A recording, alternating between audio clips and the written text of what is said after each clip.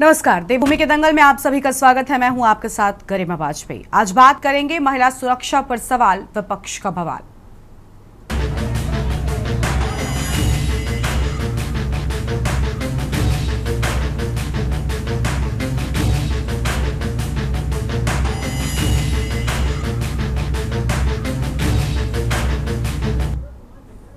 कार्यक्रम में आगे बढ़ते हैं उससे पहले सीधा आपको अंबेडकर नगर लेकर चलते हैं, जहां पर उत्तर प्रदेश के मुख्यमंत्री योगी क्या कह रहे हैं, सुनते हैं।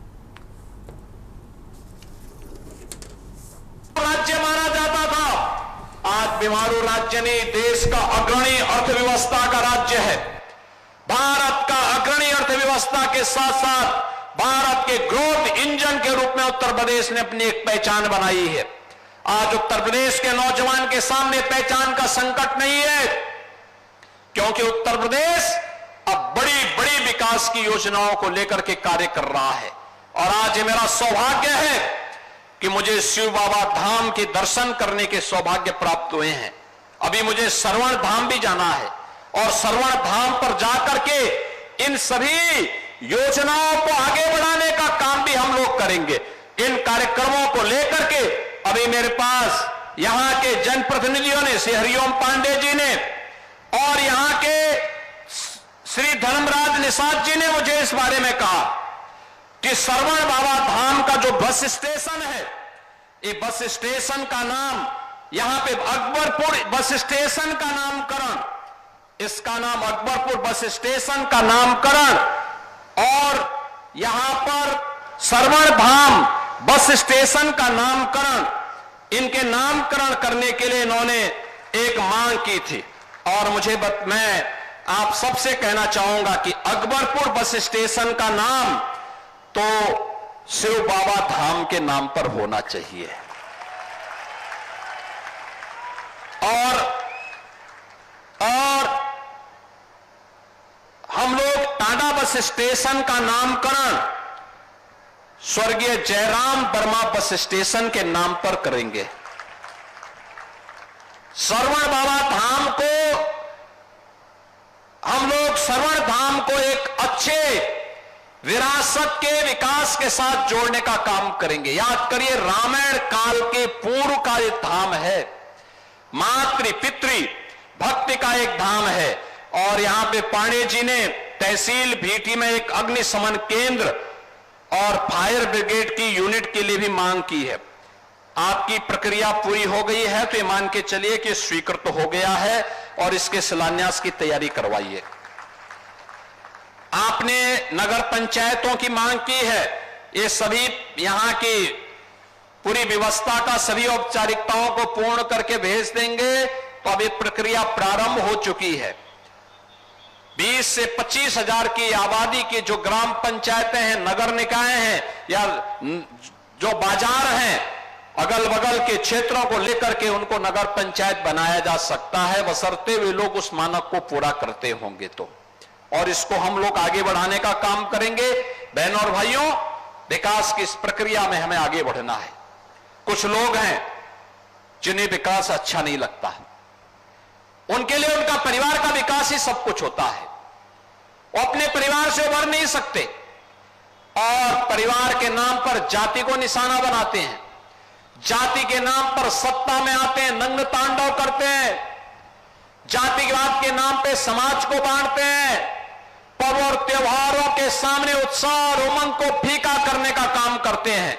हमें ऐसे लोगों को बेनकाब करना है और उन लोगों को विरासत और विकास की ताकत का एहसास कराना होगा जो डबल इंजन की सरकार, भारतीय जनता पार्टी की सरकार पिछले 8 वर्ष के अंदर उत्तर प्रदेश के अंदर करा रही है।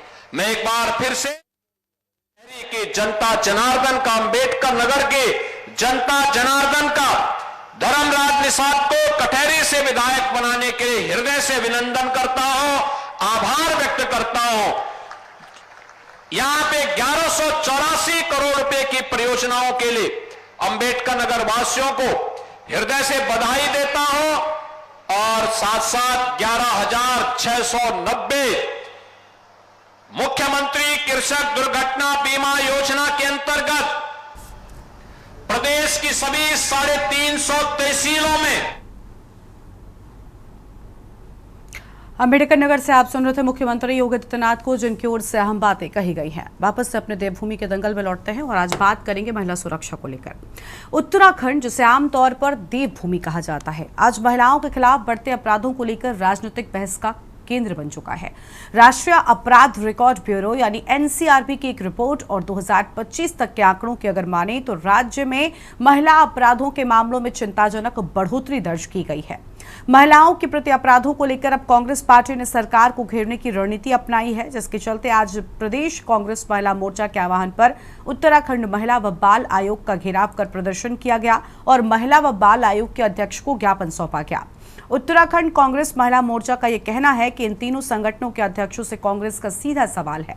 उत्तराखंड में हो रहे महिला उत्पीड़न व हरिद्वार भाजपा महिला मोर्चा के पूर्व अध्यक्ष अनामिका शर्मा की नाबालिग मासूम 13 वर्षीय बेटी के साथ उसी की मां के द्वारा कराए गए दुराचार मामले का संज्ञान इन संगठनों ने लिया है। आज इन्हीं सारे मामलों पर हम करेंगे विस्तार से चर्चा, लेकिन उससे पहले ये रिपोर्ट आपको दिखाते हैं।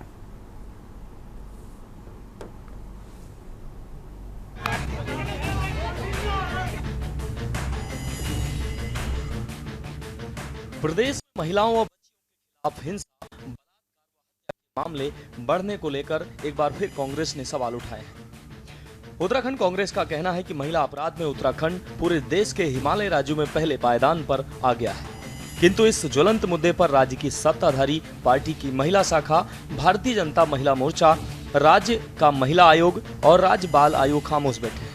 उत्तराखंड कांग्रेस महिला मोर्चा का कहना है कि इन तीनों संगठनों के अध्यक्षों से कांग्रेस का सीधा सवाल है कि क्या हरिद्वार भाजपा महिला मोर्चा की पूर्व अध्यक्ष अनामिका शर्मा की नाबालिग मासूम 13 वर्षीय बेटी के साथ उसी की मां द्वारा करवाए गए दुराचार मामले का संज्ञान इन संगठनों ने लिया है, और अगर लिया है तो क्या ये उस पीड़ित बच्ची से मिलने हरिद्वार गई हैं और क्या इस मामले में इनके द्वारा कोई कार्रवाई की गई है।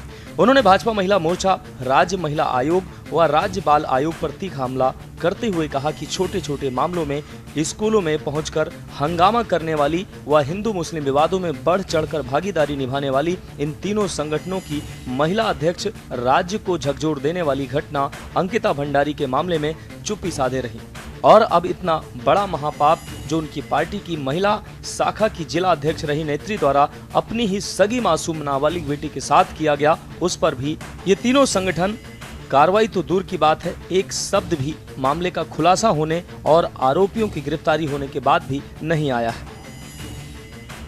पूर्व जिला अध्यक्ष अनामिका शर्मा ने उनके 13 साल की बेटी के साथ यौन शोषण करवाया, उसके साथ बलात्कार और दुराचार की घटना घटी, और उसमें महिला आयोग के अध्यक्ष, महिला आयोग की राष्ट्रीय अध्यक्ष भी हरिद्वार में आई, लेकिन न तो ये पीड़ित परिवार से मिले, न इस पर कोई कार्रवाई करे।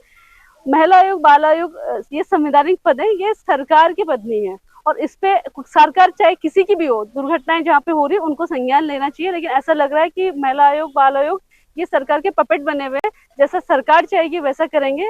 और जो बच्चों के साथ बलात्कार हो रहे हैं, दुराचार हो रहे हैं, उत्पीड़न हो रहे हैं, लगातार इस प्रदेश में घटनाएं बढ़ रही है, और जिनमें भाजपा के बहुत सारे लोग इन्वॉल्व पाए जा रहे हैं, उस पर कोई भी कार्रवाई न सरकार के द्वारा हो रही है, न महिला आयोग और बाल आयोग द्वारा हो रही है। उसके खिलाफ भी आज प्रदर्शन था कि महिला आयोग को अपनी चुप्पी तोड़नी चाहिए, बाल आयोग को अपनी चुप्पी तोड़नी चाहिए, उन लोगों को, उन अपराधियों के खिलाफ आवाज उठानी चाहिए, क्योंकि उनका जो पद है वो संवैधानिक पद है, उनकी जो भूमिका है इसमें वो नहीं नजर आ रही है। भारतीय जनता पार्टी महिला मोर्चा की अध्यक्ष तीनों त्रिमूर्ति, कहीं डेमोग्राफी चेंज की बात होगी तो सबसे पहले इनका बयान आप देखेंगे। केदारनाथ में गैर हिंदू यात्रा में न जावें, उसके मामले में आशा नोटियाल जी का बयान देखेंगे। कहीं कोई हिंदू मुस्लिम लड़के लड़की का मामला होगा तो वहाँ पे गीता खन्ना और महिला आयोग की अध्यक्षा जी को आप खुद सशरीर पाएंगे, लेकिन अंकिता भंडारी के मामले में आप इनको कहीं नहीं पाएंगे। और सबसे आश्चर्यजनक बात यह है कि एक सप्ताह हो गया इन्हीं की विचारधारा की, भारतीय जनता पार्टी की महिला मोर्चा की जिला अध्यक्ष हरिद्वार की, उन्होंने स्वयं अपनी बेटी के साथ, 13 वर्षीय बेटी के साथ जो कुकृत्य करवाया, जो दुराचार उसके साथ करवाया, जो उसका शारीरिक शोषण करवाया, बलात्कार का मामला दर्ज हुआ है, और उसमें अनामिका शर्मा और उनके 2 पुरुष मित्र गिरफ्तार हुए हैं। उत्तराखंड, जिसे हम देवभूमि कहते हैं, वहां अब दरिंदगी का आंकड़ा देवी के नाम पर भारी पड़ता दिख रहा है। एनसीआरबी आधारित डाटा तो देखें तो अभी तक 2023 में महिला अपराध के 5098 मामले दर्ज, 2024 में 5161 मामले, 2025 अप्रैल तक 4980 मामले दर्ज हैं। इन मामलों में बलात्कार के 252, महिला अपहरण के 158 केस, हत्या के 60 मामले दर्ज किए गए हैं। वहीं पिछले दिनों उत्तराखंड के 2 दिवसीय दौरे पर पहुंची राष्ट्रीय महिला आयोग की अध्यक्ष विजया राहटकर ने देहरादून स्थित पुलिस लाइन में राष्ट्रीय महिला आयोग आपके द्वार कार्यक्रम के अंतर्गत जन सुनवाई का आयोजन किया। इस मौके पर प्रदेश भर से आई दर्जनों पीड़ित महिलाओं ने अपनी समस्याएं रखी, जिन्हें आयोग ने गंभीरता से सुना और शीघ्र समाधान का भरोसा दिलाया। विजया राहटकर ने कहा कि महिलाओं से जुड़े मामलों में आयोग पूरी तरह सजग है और यह सुनिश्चित करने के लिए निरंतर प्रयासरत है कि पीड़िताओं को जल्द से जल्द न्याय मिले। उन्होंने कहा कि कई मामलों में काउंसलिंग की अहम भूमिका होती है, जिससे समस्या के समाधान में सकारात्मक प्रभाव पड़ता है। उन्होंने यह भी स्पष्ट किया कि महिला आयोग की प्राथमिकता है कि महिलाओं के विरुद्ध हो रहे अपराधों में कमी लाई जाए और इसके लिए देश भर में जागरूकता अभियान, कानूनी सहायता और तुरंत कार्रवाई जैसे पहलुओं पर कार्य किया जा रहा है। कार्यक्रम के दौरान आयोग की टीम ने विभिन्न प्रकरणों की समीक्षा की है और संबंधित अधिकारियों को आवश्यक दिशा निर्देश भी दिए। राष्ट्रीय महिला आयोग आपके द्वार अभियान के तहत ये दौरा महिलाओं को न्याय दिलाने की दिशा में एक बड़ा प्रयास माना जा रहा है। विजय राहटकर का कहना है कि हमारी कोशिश है कि महिलाएं अपने अधिकारों को जानें, खुलकर अपनी बात रखें और उन्हें हर स्तर पर न्याय मिले। हमें उन सभी लड़कियों की जो दूर से दूर दराज क्षेत्र से आती है पढ़ने के लिए या काम करने के लिए, उनकी चिंता करने की ज़रूरत है। मैं उन सभी हमारी बेटियों को मैं आग्रह करूंगी, एक तो सबसे पहले उनके रक्षा के लिए जो विमेन रिलेटेड जो लॉज बने हैं उसके बारे में उनको ज़रूर जानकारी होनी चाहिए। तो अगर ये जानकारी होती है तो कितनी बार कोई फंसाने का प्रयास करता है या कुछ उल्टी सुल्टी बातें करता है तो वो लड़की वेल अवेयर रहती है। तो एक पहला मैं उनको ये निवेदन करूँगी कि वो ज़रूर लॉज के बारे में पता रखें, जानकारी रखें। और दूसरी बात मैं ये भी कहूँगी कि विमेन सेफ्टी के अनेक ऐप्स है, जैसे कि उत्तराखंड पुलिस का भी एक ऐप है आपका, हाँ गौरा शक्ति। तो इस तरीके से वो ऐप है या उसी के साथ साथ 112 है या राष्ट्रीय महिला आयोग की हेल्पलाइन है, ऐसे अनेक जगह है जहाँ उनको सुरक्षा मिल सकती है या जानकारी मिल सकती है। आयोग विजय राहटकर जी का आभार व्यक्त करती हूँ, क्योंकि वो अपने 2 दिन के बहुत ही टाइट शेड्यूल उन्होंने कार्यक्रम लगाए थे। तो मैं स्वयं नहीं हूँ, आप उनके साथ में थी। हमने हरिद्वार में भी अलग अलग विभागों के साथ में, प्रशासनिक अधिकारियों के साथ में, पुलिस के साथ में और सभी लोगों के साथ में लाभार्थियों की तक की जानकारी हम लोगों ने ली, माननीय राष्ट्राध्यक्ष जी ने ली है। और महिला सुरक्षा का विशेष कि महिला सुरक्षा को लेकर किस तरह से शासन प्रशासन एक्टिव रहे, तो ये सारी चीज़ें इन 2 दिन के प्रवास के दौरान उन्होंने की हैं। देहरादून में भी अधिकारियों और सभी लोगों के साथ बातचीत हुई है। सभी लोगों को हम लोग की हमारी प्राथमिकता, आयोग की प्राथमिकता है कि महिला सुरक्षा हमारी प्राथमिकता है। तो इन सब को लेकर डिस्कस हुए हैं और निश्चित ही एक और अच्छा काम हम कर रहे हैं कि जिस प्रकार से आज परिवार टूट रहे हैं, जिस प्रकार को वो परिवार न टूटे। धरना प्रदर्शन करना आज कांग्रेस की टेंडेंसी बन गई है। कांग्रेस पार्टी के पास कोई मुद्दा नहीं बचा है। कांग्रेस पार्टी के नेताओं के पास कोई इस प्रकार का कोई जन मुद्दा नहीं है कि जो वो सरकार को घेर सके। तो इस प्रकार की चीज़ें करती रहती है। कांग्रेस पार्टी के नेताओं को अपने समय को याद करना चाहिए कि किस प्रकार से उस समय क्या क्या कार्रवाई हुई है। मैं आपको कुछ याद दिला दूं, आपके माध्यम से कांग्रेस के नेताओं को याद दिला दूं कि नन्ही परी जो हल्द्वानी की थी, नन्ही परी के जिन लोगों ने उसके साथ दुष्कर्म किया, जिन लोगों ने दोषियों ने जिस प्रकार से उसके साथ घटना की, 1 हफ्ते तक कांग्रेस की सरकार के, कांग्रेस के मुखिया के कान पर जूं तक नहीं लगी। जब वो हल्द्वानी के एक कार्यक्रम में गए, वहाँ पर स्थानीय जनप्रतिनिधि, वहाँ पर स्थानीय जनता ने जब मुख्यमंत्री के काफिले को रोका, मुख्यमंत्री के काफिले का घेराव किया, तब जाकर के कार्रवाई हुई। अब सवाल सिर्फ सरकार से नहीं, महिला आयोग व बाल आयोग की चुप्पी से भी है। क्या उत्तराखंड की बेटियां अब सिर्फ चुनावी घोषणा पत्रों का हिस्सा बनकर रह गई हैं, या सरकार बेटी बचाओ बेटी पढ़ाओ का नारा तक ही सीमित है? क्या सरकार के संरक्षण में चल रहा आयोग भी सिर्फ दिखावे का आयोग बनकर रह गया है? कई सवाल ऐसे हैं जिसके जवाब अभी भी आम जनता के बीच न काफी है। Uttarakhand desk report.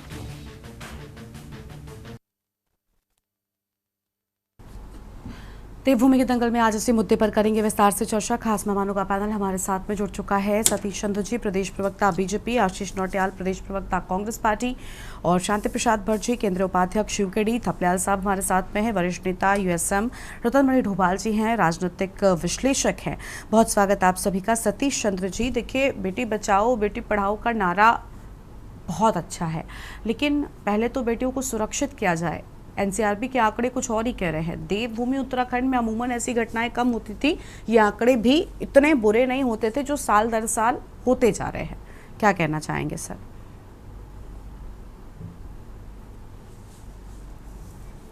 हमारी केंद्र की सरकार हो चाहे राज्य की सरकार हो, देखिए उसका जो कार्य है महिलाओं के प्रति और बेटियों के प्रति, वो पूरे प्रदेश और पूरे देश ने देखा है। चाहे वो केंद्र सरकार का नारी शक्ति अभिनंदन बिल हो, जिसमें 33% आरक्षण जो है महिलाओं को चुनाव में दिया गया है, इसके साथ ही महिलाओं को जो स्थायी कमीशन नहीं, मैंने क्या कहा, सतीश जी, मैं इसलिए आपको रोक रही हूँ। आप ठीक है अपनी वो सारी उपलब्धियां गिना सकते हैं कि कौन सी योजनाएं आप महिलाओं को सशक्त बनाने के लिए आए हैं, लेकर आए हैं, लेकिन सर सशक्तिकरण एक जगह है और सुरक्षा एक जगह, दोनों अलग चीज़ें हैं, है ना। महिलाओं को सशक्त आप तब बनाएंगे जब वो सुरक्षित रहेंगी। तो आज हम चर्चा इसलिए नहीं कर रहे कि आपने उन्हें मजबूती देने के लिए क्या कुछ किया है, बल्कि सुरक्षित रखने के लिए क्या कुछ किया गया है। चर्चा मुझे लगता है उस पर केंद्रित अगर रहेगी तो ज्यादा अच्छा रहेगा। देखिए गरिमा जी, मैं वहीं आ रहा था, लेकिन ये बातें भी बतानी जरूरी है कि नारी को अगर शक्ति प्रदान करी जाएगी वो तभी सुरक्षित भी महसूस करेगी और सुरक्षित भी रहेगी निश्चित रूप से। सर सशक्तिकरण तब होता है जब एक महिला की उम्र होती है, जब एक महिला घर से निकलती है, जब एक महिला पढ़ाई करती है। बच्चियों को आप सशक्त कैसे बनाएंगे? पहले उन्हें सुरक्षित रखिए, है ना। गरिमा जी, मैं यही तो कहना चाह रहा हूँ, जब बच्ची पढ़ाई करती है, आगे बढ़ती है और सेना में स्थायी कमीशन प्राप्त करती है, तो वो अपने साथ साथ अपने जैसी और भी महिलाओं को और बेटियों को सुरक्षित करती है। और जो आप ये बात बोल रहे हैं कि हमारी सरकार महिलाओं के सुरक्षा के प्रति सजग नहीं है, आप ये देखिए ना कि जो भी महिलाओं के शोषण के मुद्दे आए तो उस पर हमारी सरकार ने तुरंत कार्रवाई करी है। चाहे वो हरिद्वार का जो हमारी नेत्री के बारे में बताया गया, देखिए जब भी कोई राष्ट्रीय पार्टी ज्वाइन करता है, खासतौर पे भाजपा का, तो उस तरह के लोगों को भाजपा शामिल नहीं करती है। जिस तरह कांग्रेस में किसी भी तरह के व्यक्तियों को शामिल कर दिया जाता है जो हिस्ट्री सीटर होते हैं, तो उनको हमारे यहाँ शामिल नहीं करा जाता। लेकिन अगर वो पार्टी में आने के बाद अगर इस तरह की हरकतें कहीं पे किसी के प्रति आई हैं, तो उनको निश्चित तौर पे हमारी पार्टी ने बाहर का रास्ता दिखाया है। आप देखिए, चाहे वो हरिद्वार का प्रकरण रहा हो, चाहे अंकिता भंडारी का रहा हो, मुझे तो हंसी आती है जो कांग्रेस के शीर्ष नेता है सूर्यकांत धस्माना जी, वो अपनी बाइट में बोल रहे हैं कि अंकिता भंडारी पे किसी ने कुछ नहीं बोला। मुझको तो ये समझ में नहीं आता, या तो वो खबरों से बेखबर रहते हैं या वो अपडेट नहीं रहते हैं। उन्होंने देखा नहीं कि हमारे शीर्ष नेता से लेकर छोटे नेता तक ने उस बारे में क्या बोला था, इनको नहीं समझ में आता। लेकिन मैं ये कहना चाहता हूँ, ये अपने 4 नेताओं के तो नाम गिनाएं जिनके ऊपर सतीश जी, मैं माफी चाहती हूँ। देखिए, आप सीधा कांग्रेस पर आ गए, मतलब क्या इसके अलावा कुछ और नहीं था? एनसीआरबी के आंकड़ों पर भी तो कुछ बोल सकते थे आप। जी, मैं यही कहना कोई मतलब नहीं है ना सर। आप सीधे कांग्रेस पर क्यों आ गए? आप राजनीति क्यों कर रहे हैं? मैं क्या करूं ये बताइए। नहीं, मैं आपको पूरा बोलने दे रही थी, लेकिन जब मैं भी तो बोलूंगी ना, आपसे सवाल करूंगी ना। मैं तो आप अपनी बात बोलिएगा। आपसे मैं जो सवाल करूंगी आप उससे रिलेटेड जवाब नहीं दें तो मैं आपको टोकू भी नहीं। आप पहले तो सबसे पहले जवाब में अपनी उपलब्धियां गिनाने लग गए। किसी से भी अगर प्रश्न पूछे तो आपके सीधे प्रश्न के उत्तर पे आने चाहिए सारे लोग। हाँ सर, उम्मीद तो यही की जाती है, लेकिन एनसीआरबी के आंकड़ों पर बताइए ना आप, ये आंकड़े क्या कह रहे हैं? ये आंकड़े किसी विपक्षी कांग्रेस ने तो नहीं तैयार किए, ये तो एक संस्था है जिसने तैयार किए। बताइए इस आंकड़ों को लेकर क्या कहेंगे आप? गरिमा जी, निश्चित तौर पे ये दुर्भाग्यपूर्ण घटनाएं हैं, ये घटनाएं नहीं होनी चाहिए। लेकिन मैं ये कहना चाह रहा हूं कि हमारी सरकार इस ओर संजीदा है और इस ओर कार्य कर रही है। अगर हमारी सरकार कार्य नहीं कर रही होती तो तुरंत हमारे जो पार्टी के नेता भी हैं उनको बाहर का रास्ता नहीं दिखाया होता और उन पे मुकदमा दर्ज नहीं करा गया होता। हमारी सरकार इस ओर संजीदा है और हमारी सरकार इस ओर कार्य भी कर रही है कि देश की प्रदेश की प्रत्येक बेटी और महिला सुरक्षित रहे, वो अपना जीवन अच्छे से जिए, वो अपनी जो नौकरी करती हैं या कहीं भी कुछ बिजनेस कर रही हैं, वो सुरक्षित तौर पे अपने धंधे को, बिजनेस को करें। ठीक है सर, लौटेंगे आपके पास में। लेकिन सर बात वही है ना कि अगर आप महिला सुरक्षा के जो इतने बड़े बड़े दावे कर रहे थे उनको पूरा किया गया होता तो शायद आज ये स्थिति नहीं होती, आंकड़े बढ़ते नहीं बल्कि कम होते। ठीक है, अपनी चर्चा को हम आगे बढ़ाएंगे और मेहमानों को भी जोड़ेंगे, उससे पहले एक छोटे से ब्रेक के लिए यहाँ पर रुकते हैं।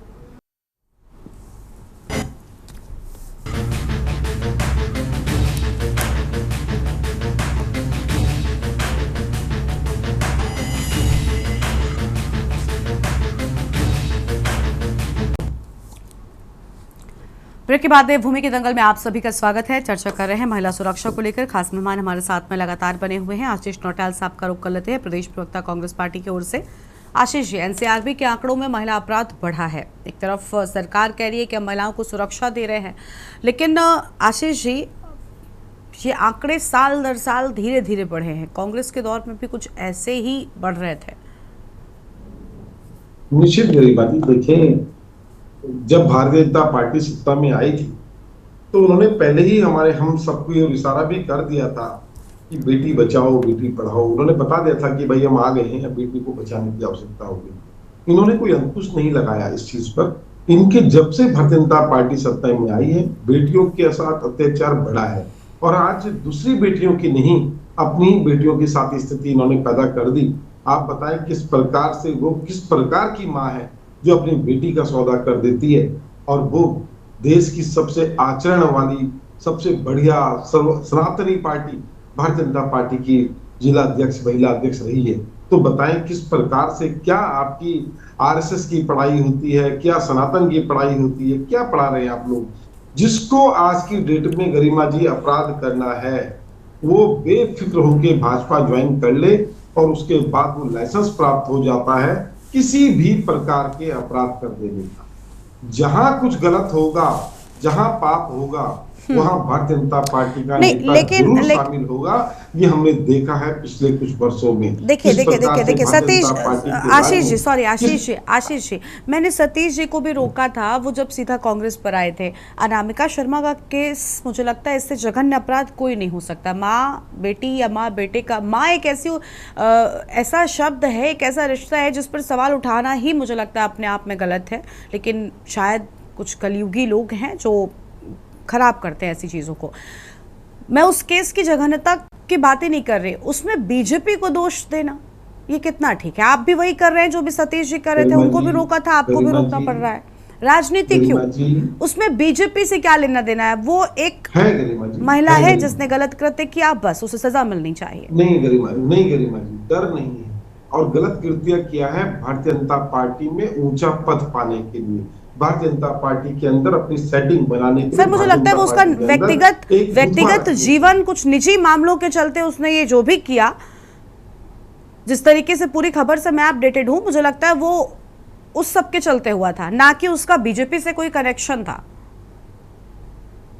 वो महिला का कनेक्शन था बीजेपी के साथ, जिसने अपनी बेटी को भेजा। हाँ, लेकिन इस कुकृत्य के साथ में क्या कोई कनेक्शन बीजेपी का था? ही पद पाना चाहती थी और बीजेपी के प्रोटोकॉल के अकॉर्डिंग ही काम कर रही थी। बीजेपी में वही आगे बढ़ेगा जो गलत इस प्रकार की हरकत करेगा, वही आगे बढ़ेगा। आप बताएं ना, अभी जब कुछ टाइम पहले जब हाकम पकड़ा गया नकल कराते हुए, तो कौन था? वो बीजेपी का तो आदमी था। सर आप किन घटनाओं को कंपेयर कर रहे हैं? आप किन घटनाओं को कंपेयर कर रहे हैं? कुछ महिला के, सर मुझे लगता है आप मामले से फिर अपडेटेड नहीं। आई एम सॉरी, मैं रोकूंगी, बीजेपी के पक्ष में या समर्थन में बिल्कुल नहीं है, लेकिन ये कहना कि बीजेपी में आगे बढ़ने के लिए उस महिला ने अपनी बेटी से अपने ही बॉयफ्रेंड या जो भी उनके पुरुष मित्र थे उससे गलत काम कराया, तो ये बिल्कुल गलत है। इस बात की कोई अभी तक ऑफिशियल पुष्टि नहीं हुई जो आप टीवी पर बैठकर ये कह पा रहे हैं। सतीश जी, आप कुछ डिफेंड करेंगे? महिलाओं का शोषण करना इनकी राजनीति का पार्ट है, ये करते हैं और लॉ एंड ऑर्डर खत्म हो चुका है। अपने ठीक है, आपके मुताबिक बीजेपी जिम्मेदार है। ठीक है सर, कहाँ है भारतीय जनता पार्टी की महिला मोर्चा? आपने सुना? ठीक है सर, आपकी बात निकल कर आ गई। ठीक है सर, हम लौटेंगे आपके पास में। ठीक है, थपलियाल साहब का रुख कर लेते हैं। थपलियाल साहब, एक घटना, एक महिला ने बहुत बड़ा अपराध किया अपनी ही बेटी के साथ में, जिस तरीके से गलत काम कराने की बात सामने आई, लेकिन सर उसमें किसी सरकार का लेना देना कैसे हो सकता है? एक सरकार महिलाओं को सुरक्षा देती है, कोई भी सरकार में, कांग्रेस पर भी अगर ये आरोप लगाया जाए उस महिला ने बहुत गलत काम किया, लेकिन ये कहना कि बीजेपी में पद पाने के लिए, आगे बढ़ने के लिए ये सब किया जा रहा है, किसी भी सरकार को कोट करना, किसी भी दल को कोट करना, ये कितना ठीक है सर? देखिए, जनता जो देखती है वही बोलती है। अनामिका एक ऐसा महिला है जिसकी फोटो सभी बड़े नेताओं के साथ दिखाई दी मीडिया में, चाहे मुख्यमंत्री हो, चाहे भारतीय जनता पार्टी का कोई भी बड़ा चेहरा हो, उसके बगल में खड़ी हुई अनामिका हमने पूरे मीडिया में देखा है मैडम। हमने तब जाना कि इस महिला का कहीं ना कहीं कोई कनेक्शन हो सकता है, क्योंकि हमने वहां जो बनांतरा में हुआ अंकिता हत्याकांड, उसमें भी इसी तरह से किसी ने इन बच्चियों का जो मिसयूज किया गया वो बड़े नेताओं को खुश करने के लिए किया गया। जब हमने डिमांड की कि वीआईपी बताओ, भारतीय जनता पार्टी ने वीआईपी छुपाया। ये सब जानते हैं। आज दिन तक हमें दुख है, हमारे सीने में दर्द है कि हम ऐसी पार्टी में विश्वास करते रहे जो ऐसे क्रिमिनल को, हमने तो राष्ट्रीय स्तर में देखा भूषण सिंह किस तरह से इनका, उन्होंने कुछ नहीं किया उस भूषण को, उसको बड़ा ही पद दिया, और उसने किस तरह से देश की जो पहलवान महिलाएं थी किस तरह से जंतर मंत्र में इन लोगों ने कुचला, वो हमने देखा। इसलिए हम कहते हैं कि ये पार्टी कहीं ना कहीं जो एक चार चरित्र की बातें करती थी, वो बहुत ही पर्दे के पीछे ऐसा खिलौना चेहरा हमारे सामने आ रहा है जो हम लोगों को शर्मसार कर रहा है। क्योंकि उत्तराखंड इनकी प्रयोगशाला, मैक्सिमम लोग आज उत्तराखंड के इन पे विश्वास करते आए हैं, इसलिए हमें दुख होता है। हमें दुख होता है कि किस तरह से जो यहाँ का ताना माना है, जिस तरह पहले हम जब छोटे थे हमारे खेत खलियान हमारा पेट भरपाई कर देते थे, आज पहाड़ छोड़कर हमारी बच्चियों को, हमारी बेटियों को यहाँ आना पड़ता है, दरिंदों के पास आना पड़ता है मैडम, दरिंदों के पास आना पड़ता है। ये सरकार के जो लोग हैं इनमें कहीं भी वो चीज नहीं है जो एक नेता में होना चाहिए। भगवान का स्वरूप, माँ बाप का स्वरूप होती है सरकारें, लेकिन ये तरीके जब ऐसे कुकर्म करेंगे, जब एक बनंतरा वाले जैसे रिजॉर्ट, यही रिजॉर्ट नहीं, हम और रिजॉर्ट में भी देख रहे हैं कि हमारी रिजॉर्ट ही नहीं, होटलों में, दुकानों में, बिजनेस पॉइंट पे बेचारी जो हमारी और तो और उपनयन में एम्प्लॉयड महिलाएं मेरे आगे पापा के रोई। ये हमें 11 महीने के बाद जब रिन्यूअल कराना पड़ता है तो हमें करना पड़ता है। उन्होंने जब अपनी कथा बताई तो दुख हुआ कि हमने किन दलितों के लिए ये उत्तराखंड दिया। ये ऐसे लोग हैं जिन्होंने हमारे सामाजिक ताना बाने को कर दिया है, हमारी आध्यात्मिक देवभूमि को कलंकित कर दिया है। इन लोगों ने, ऐसे लोग, इनको कोई पीड़ा नहीं है।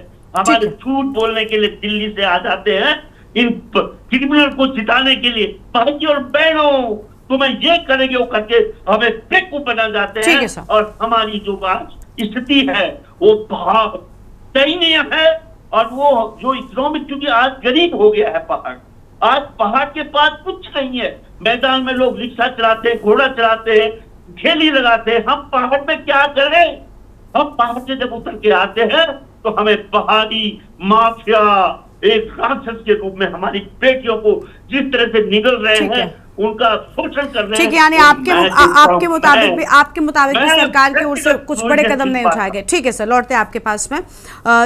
यूकेडी से हमारे साथ में शांति प्रसाद भट्ट जी भी है, केंद्रीय उपाध्यक्ष हैं। स्वागत सर आपका। शांति प्रसाद जी, आप क्या कहना चाहेंगे इस पूरे एक इंडिविजुअल मामले की भी अगर हम बात करें तो क्या लग रहा है, कितना रोल? हम मानते हैं कि उनका एक बीजेपी से बहुत बड़ा कनेक्शन उस महिला का था, लेकिन बीजेपी से कनेक्शन होना और इस एक इंडिविजुअल केस में संलिप्तता होना, ये कितना, और एनसीआरबी के आंकड़ों, वो एक अलग बात चर्चा चल रही है कि किस तरीके से पूरे प्रदेश में अपराध बढ़ रहा है महिलाओं के प्रति खास तौर पर, और देवभूमि में अमूमन ऐसी घटनाएं या ऐसे आंकड़े पिछले सालों में नहीं रहे जो अब बढ़ रहे हैं। क्या वजह है आखिर कि बड़े दावों के बाद भी हकीकत कुछ और है।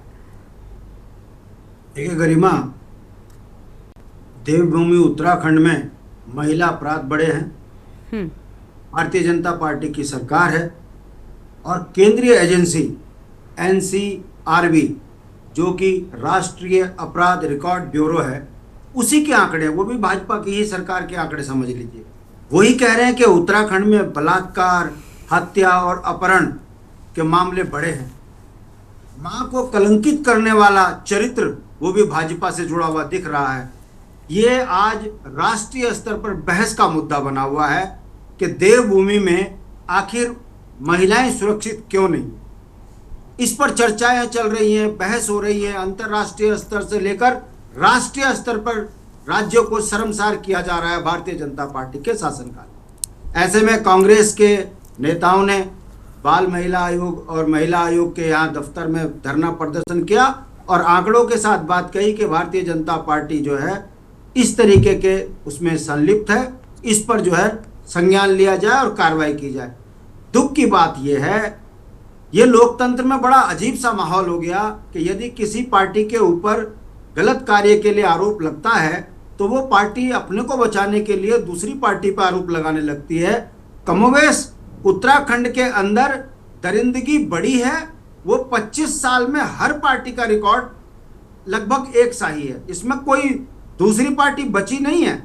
अब सवाल ये होता है कि देवभूमि जो कि राष्ट्रीय स्तर पर यहाँ के लोगों को ईमानदार, शरीफ, भोला कहा जाता है, उसके बावजूद यदि यहाँ पर महिला अपराध बढ़ रहे हैं तो ये समझा जा सकता है कि सत्ता में बैठे सत्ताधीश महिलाओं के प्रति इनके नारे कुछ और हैं, इनके कृत्य कुछ और हैं। दबी जबान में भारतीय जनता पार्टी के कई नेताओं ने कहा है कि हमारे यहाँ और भी जो महानगर अध्यक्ष में महिलाएं हैं और जो अन्य बड़े पदों पर महिलाएं हैं उन पर भी हमें संदिग्धता लगती है, मगर कैमरे के आगे बोलने से डरते हैं। मगर दबी जबान में ये स्वीकार रहे हैं कि भारतीय जनता पार्टी के शासनकाल में हमको इस बात के लिए शर्मिंदगी होती है कि हमारे ही नेता इन अपराधों में संलिप्त है। अंकिता उसका उदाहरण है। अब सवाल खड़ा होता है, ऐसा हो क्यों रहा है? देखिए गरिमा, लोकतंत्र में जनता की आवाज यदि संघर्षों से निकलकर बनती है तब जनता के हितों के काम होते हैं। अभी वर्तमान में जो सरकार बनी है वो राष्ट्र के नाम पर हिंदू मुस्लिम का जहर घोलकर एक ऐसे व्यापारी सत्ता में बैठ गए जिनको सत्ता से कोई लेना देना नहीं है, इनको लाभ लेना है और लाभ के लिए किस तरीके के षड्यंत्र करने हैं वो अंकिता भंडारी का उदाहरण मैंने आपको दे दिया। और एक माँ अपनी बेटी को जिस तरीके से कलंकित कर गई, ये उदाहरण है भारतीय जनता पार्टी का कि सत्ता का गलत इस्तेमाल करके कैसे पैसा कमाना है और कैसे छोटे रास्ते चुनकर आगे बढ़ना है। दुख की बात यह है कि भारतीय जनता पार्टी इससे बड़ा काम करने आ गई। गरिमा, अभी डिबेट में वो बात निकल कर नहीं आई। अब भारतीय जनता पार्टी अपराध को लीगलाइज करने के लिए यूसीसी लेकर आ गई, जबकि सनातन धर्म में 7 जन्मों का रिश्ता है। यहां पर जो है लिविंग रिलेशन स्वीकार्य नहीं है, मगर क्योंकि पावर है, पावर का गलत इस्तेमाल कर कर बेटा बेटियों को लिविंग रिलेशन का सर्टिफिकेट बांटने के साथ साथ जबरन लोगों से कहा जा रहा है कि अपना रजिस्ट्रेशन कराओ, नहीं तो तुम्हारे को सारे नुकसान भोगने पड़ेंगे। ये भाजपा का असली एजेंडा है। ना इनको राष्ट्र की चिंता है, ना इनको राज्य की चिंता है, इनको यूसीसी के माध्यम से अपराधियों को बचाने की चिंता है। यही कारण है कि चाहे वो बादराबाद का इनका विधायक अपराध करे, ये उसे बचाने पे चले आते हैं। इनका द्वाराहाट का विधायक बेटी का जीवन बर्बाद कर दे, ये उन्हें बचाने पे चले आते हैं। अंकिता बिटिया के हत्यारों को बचाने में ये चले आते हैं। इनकी महिला विंग की जो नेत्री है वो अपनी बेटियों के साथ में जो कर रही है वो जगजाहिर हो चुका है। और इनके प्रदेशों में जितने पदेन सदस्य हैं, दबी जबान में भाजपा वाले बोलते हैं कि भाई साहब बिना संघर्ष के पद ले लिया, ये तो बड़ा चिंता का विषय है, इसके लिए कुछ करिए। कहने का मतलब है गरिमा, ये लोकतंत्र के लिए ऐसा घातक दौर चल रहा है। यदि ये करप्ट प्रैक्टिस एग्जीक्यूशन में और तेजी से आगे बढ़ गई तो एनसीआरबी के जो आंकड़े हैं, ये आंकड़े पूरे भारत नहीं पूरे विश्व में उत्तराखंड में और बढ़ते हुए दिखेंगे। कितने शर्म की बात है बताइए, 60 से ज्यादा यहाँ पर जो है बलात्कार के केस हो गए। अपहरण के केस हो रहे हैं, महिलाओं की 60 महिलाओं की मृत्यु हो गई, करीबन 250 से ज्यादा बलात्कार के केस रजिस्टर हो गए। ये आंकड़े दिखा रहे हैं आप, 125 से ज्यादा यहाँ अपहरण हो गए। ये देवभूमि का चरित्र है। बिल्कुल, यानी लगातार बढ़ते आंकड़े आईना होता है और समाज का आईना इतना बुरा नहीं होता। उत्तराखंड के अंदर बेईमान लोग बैठ गए, बाहर के लोग बैठ गए और इनकी राजनीति में जो चरित्रहीनता है ये उसी का परिणाम है। उत्तराखंड को बदनाम किया जा रहा है। अगर इस पर रोक नहीं लगाई भाजपा ने तो इसके गंभीर परिणाम आने वाले समय में भाजपा को भुगतने पड़ेंगे। महिला अपराध भाजपा का एक एजेंडा है, छुपा एजेंडा, और उसको साबित करने के लिए यूसीसी उत्तराखंड में लागू किया है। और इससे पता चलता है कि भारतीय जनता पार्टी में चरित्रहीनता को बहुत महत्व दिया जाता है। ठीक है सर, लौटेंगे आपके पास में। तन्मणि डोभाल जी हमारे साथ में हैं, राजनीतिक विश्लेषक हैं। बहुत स्वागत सर आपका। तन्मणि जी, क्या कहना चाहेंगे सर? एक तरफ महिला मोर्चा दल है जो अलग अलग सवाल उठा रही हैं, लेकिन दूसरी ओर आंकड़े बढ़ रहे हैं और सरकार पर सवाल उठ रहे हैं। क्या सच है आखिर? देखिए गरिमा, ये बहुत ही गंभीर सवाल है हमारे राज्य के लिए तो है ही है, देश के लिए भी इसलिए ज़्यादा है कि ये हिमालय राज्यों में उत्तराखंड महिला अपराधों में शीर्ष पर पहुंच रहा है। ये हमारे लिए ज़्यादा बड़ी चिंता की बात है कि हम इस तरह का, जब उत्तर प्रदेश में भी रहते हुए हम इस तरह के अपराध का सोच भी नहीं सकते थे और सुनाई भी नहीं देता था। कोई इक्का दुक्का कहीं दुर्घटना हो गई संयोगवश। ये अभी एक तो ये है कि जो राजनीति चली आई, जो नीतियां सरकारों की चली आई हैं कि सारा बाजारवाद की जो संस्कृति, जो कल्चर नया डेवलप हो रहा है कि और बाजार उसका है जिसके पास पैसा है, और इस पैसे के इस होड़ में कि पैसा बनाना है, कैसे बनाना है, वो भी ये अपराधों में वृद्धि का एक कारण मैं समझता हूं कि सब लोग इस होड़ में लगे हुए हैं, चाहे वो महिला हो चाहे वो पुरुष हो। दूसरा मैं ये बात मैं जो समझता हूं कि खाली ये हरिद्वार के रिश्ते तार तार हो रहे हैं, माँ बेटी का सवाल है। अभी ये उधम सिंह नगर का हम देख रहे हैं कि वो मामा भांजी का मामला है, उधम सिंह नगर का ये ताजा मामला है। ये यहाँ पर हमारे यहाँ वो 4 साल की बच्ची का, हालांकि उस पर उसको वैसे रुला दिया गया था, उसको जो रेलवे ट्रैक पे वो बच्ची मिली उसकी हत्या भी कर दी गई थी। और वो मामला क्योंकि वो झोपड़ी वाले की बच्ची थी इसलिए उसको कोई आवाज नहीं मिली जो उसको मिलनी चाहिए थी। चलिए वो ठीक है। अब ये जो मामला है ये भी मैं समझता हूँ कि मेरे जो मित्र हैं वो भारतीय जनता पार्टी के, मैं इसलिए वो गंभीर मामला है क्योंकि वो महिला एक सामाजिक महिला है, एक सत्ताधारी दल की महिला शाखा का वो जिला अध्यक्ष है, और वो जिला अध्यक्ष रहने के उसके बाद भी वो आज भी तक, कल तक, जिस दिन घटना के दिन तक भी वो भारतीय जनता पार्टी में थी और बड़े बड़े लोगों से उसका संपर्क था और उसने अपनी बेटी के साथ। मैं ये बात इसलिए कह रहा हूँ, कोई राजनीतिक रूप से नहीं कह रहा हूँ, ये कह रहा हूँ कि अगर कोई महिला सेक्सुअली ये इस तरह के कोई घटनाक्रम होता है तो बिना पुरुष के हो जाता है क्या? वो पुरुष को कैसे आप बरी कर देते हैं? कि अगर कोई ये क्यों भारतीय जनता पार्टी की, जैसे कांग्रेस के भारतीय जनता पार्टी की महिलाएं वैसे तो हर चीज में वो चिल्लाती हैं, किसी दूसरे ने कर दिया, ये तो उनके संगठन का मामला था। वो महिलाओं को कहना चाहिए था कि देखो इस महिला को वहां तक किसने पहुंचा दिया, क्या कारण क्या वजह है। जो एक पार्टी के जिले का जो उत्तराखंड का सबसे बड़ा जिला है और वो जिले में वो महिला अध्यक्ष है और वो इस तरह से कुकड़ते में शामिल हो गई है, तो बिना पुरुष को तो नहीं हो सकती। मैं ये भी नहीं कह रहा हूँ कि वो भारतीय जनता पार्टी के नेताओं ने ये सब किया हो, लेकिन उनकी ये जिम्मेदारी तो है कि उनके जो साथी थी, उनका जो मंचासी थी कल तक, वो महिला इस कुकुरते में शामिल हुई है, तो पार्टी में कोई खलबली तो मचनी चाहिए ना कि भाई इस देखे कि कोई ऐसा एलिमेंट किस इरादे से आ रहे हैं कोई पार्टी में। और ना तो प्रदेश अध्यक्ष ये कह रहे हैं कि भाई अपने नेताओं से वो बात करें कि भाई कैसे यहाँ तक वो पहुंच गई महिला जो चाल चरित्र और डिफरेंट पार्टी कहती है, तो उस पार्टी में वो महिला जो जिला अध्यक्ष है वो यहाँ तक पहुंच गई, तो उसको बहुत हल्के में तो नहीं लिया जा सकता। और उसमें ये कहे कि कोई राजनीति कर रहा है तो ये तो बात ठीक नहीं है। अब राजनीति सरकार से, हमारी सरकार है तो हम सरकार से नहीं रोएंगे, उससे बात नहीं करेंगे, उससे नहीं पूछेंगे तो किससे पूछेंगे? कोई ये बता दे कि भाई उससे पूछो आप।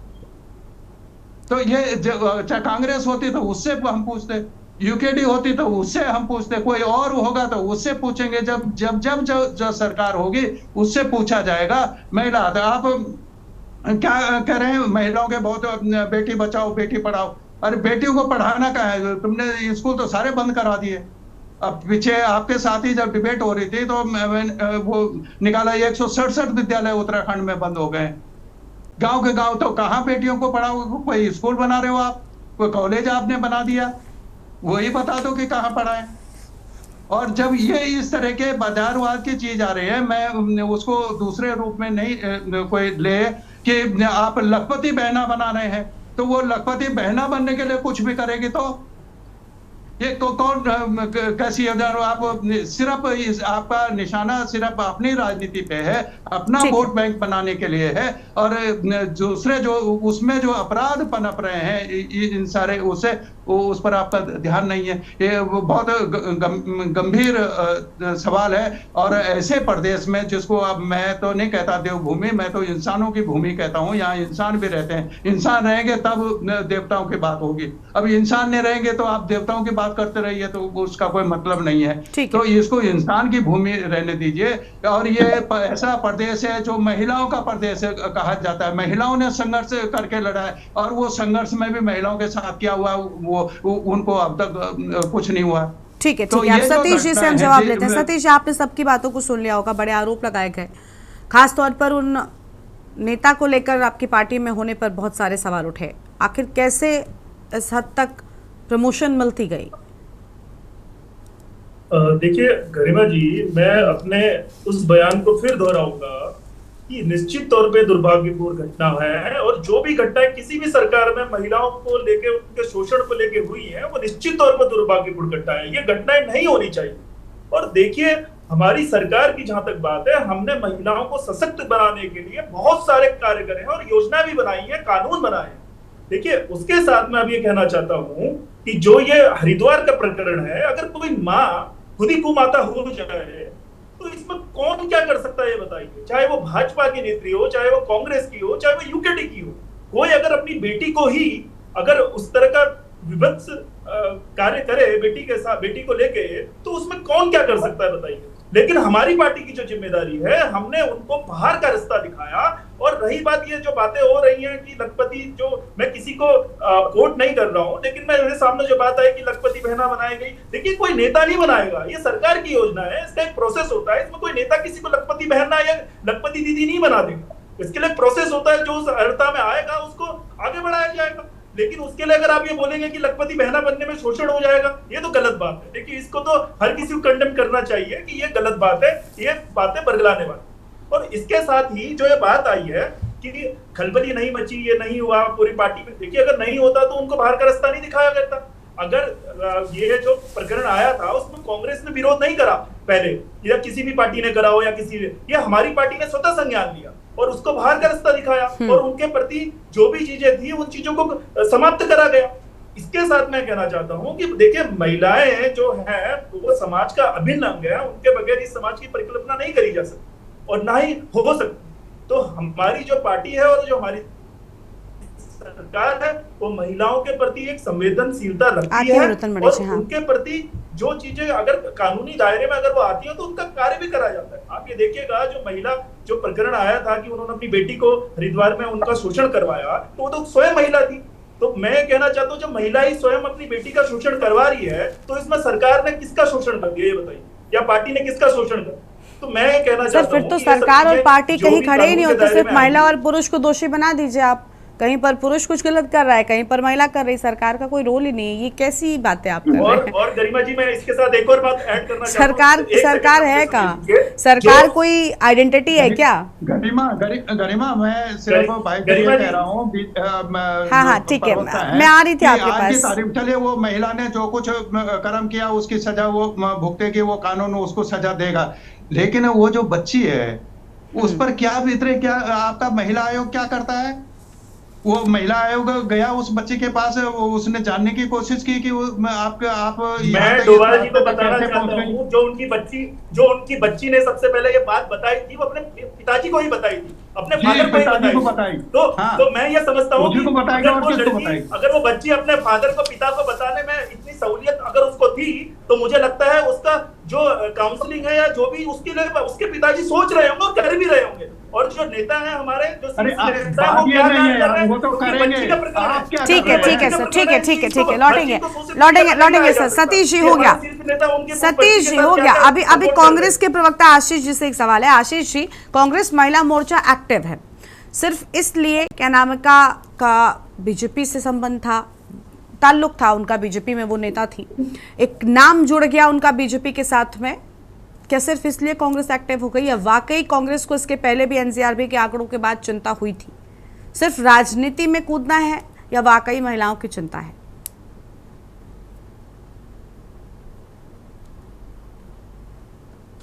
अनम्यूट कीजिए सर, अनम्यूट कीजिए पहले। आशीष जी, आप अनम्यूट कीजिए।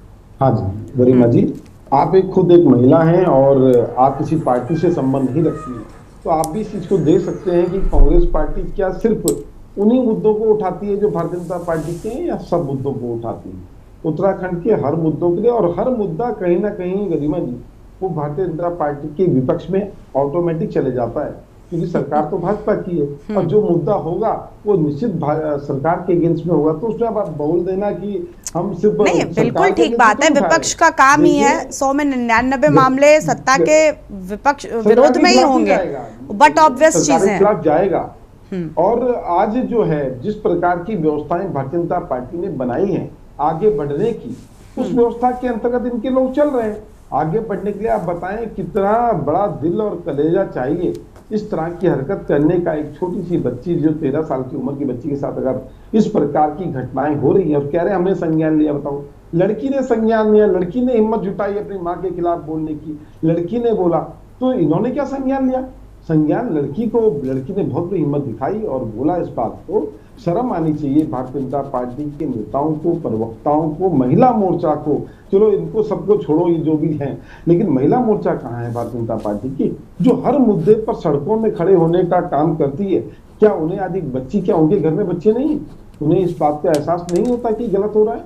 क्यों भारतीय जनता पार्टी की महिला मोर्चा आगे नहीं आई? इससे साफ जाहिर होता है कि उन्हें जो है दूसरी पार्टी में ही लोग दिखते हैं, बलात्कारी दिखते हैं, रेपिस्ट दिखते हैं, पर अपनी पार्टी के अंदर के लोग जैसे कहते हैं दाग अच्छे हैं, तो अपनी पार्टी के इस तरह के लोग उन्हें अच्छे नजर आते हैं जो देश का नुकसान कर रहे हैं, राज्य का नुकसान कर रहे हैं और यहाँ की युवा पीढ़ी का नुकसान कर रहे हैं। इस प्रकार के लोग कहीं भी रहने लायक नहीं है। जिस तरह की गंदी राजनीति, गंदी सोच, और भारतीय जनता पार्टी के अंदर मैं बता रहा हूँ आपको, जिसको अपराध करना है आज की डेट पे गरिमा जी, अगर हम में से कोई भी आदमी जरा भी गड़बड़ हो और भारतीय जनता पार्टी के खिलाफ बोले तो भारतीय जनता पार्टी उसको बंद करा देगी। विपक्ष में रहने के लिए आज की डेट पर हिम्मत चाहिए, और जिसको गलत काम करना है उसके लिए भारतीय जनता पार्टी के दरवाजे खुले। आप देखें बड़े बड़े जो अजीत पवार, जिनके ऊपर एक दिन पहले आरोप लगाते हैं कि इसने इतने 1000 करोड़ का सिंचाई घोटाला कर दिया, अगले दिन अपनी पार्टी में ज्वाइन करा देते हैं। तो इन लोगों को यही लोग पसंद आते हैं, इनको इसी प्रकार के लोग चाहिए, इन्हें सीधे और सच्चे लोग नहीं चाहिए। ऐसा नहीं है भारतीय जनता पार्टी में अच्छे लोग नहीं है, निश्चित अच्छे लोग हैं, पर वो आगे कभी बढ़ नहीं पाएंगे, वही चद्दर दरी बिछाने का काम करेंगे। और जो इस तरीके की मानसिकता के होंगे, जिस प्रकार की महिला थी, वो आगे बढ़ रही है और आगे बढ़ने का काम करेंगे। लेकिन सरकार इनकी है, अंकुश इनको लगाना पड़ेगा। लॉ एंड ऑर्डर इतने मजबूत होने चाहिए, इतने सख्त होने चाहिए कि गलत काम होए ही ना।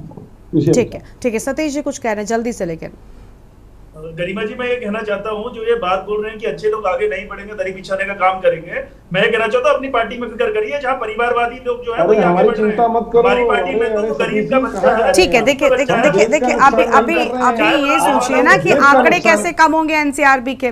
दोनों एक दूसरे की पार्टी से पहले मुझे लगता है एनसीआरबी के आंकड़ों की अगर चिंता करेंगे तो शायद प्रदेश सबसे पहले है, पार्टियों से पहले प्रदेश है, उसके बारे में एक बार विचार कीजिए, चीजें बेहतर होंगी। शुक्रिया आप सभी का हमारे साथ जुड़ने के लिए, कार्यक्रम में आने के लिए। तो बड़ा सवाल ये कि आखिर महिलाओं की सुरक्षा में कहाँ चूक हो रही है, कौन आखिर अपनी जिम्मेदारी से पीछे हट रहा है, जो लगातार ये आंकड़े अपराध प्रदेश में बढ़ते जा रहे हैं। देवभूमि के दंगल में इतना ही। आप देखते रहिए के न्यूज़ इंडिया। नमस्कार।